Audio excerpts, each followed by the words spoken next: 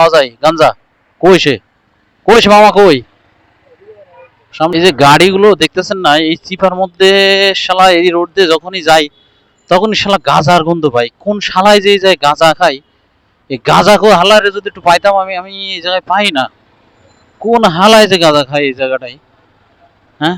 আমি তারে পাইলে শালা দিতাম একটা আমাদের। এই যে উল্টা যাইতেছে হালার হালা, কি কইতাম।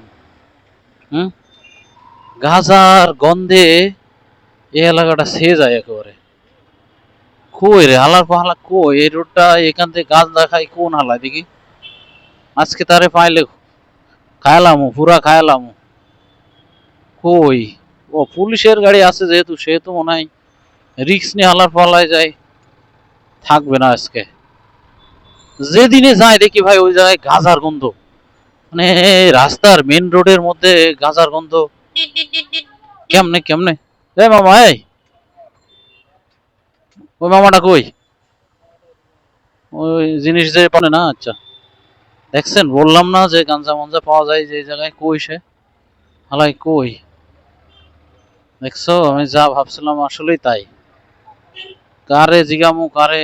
দরকার নাই ভাই, জায়গা দরকার নাই জায়গা, কিন্তু এনে আসলে গাঞ্জা মঞ্জা বিক্রি করে, এটা সত্য। এই এর কাছে নাকি বড়া?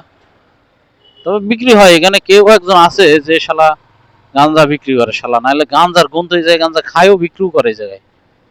শালার পাইলে না একদিন অবস্থা খারাপ করে হলাম, একবারে মারালাম হালার হালা।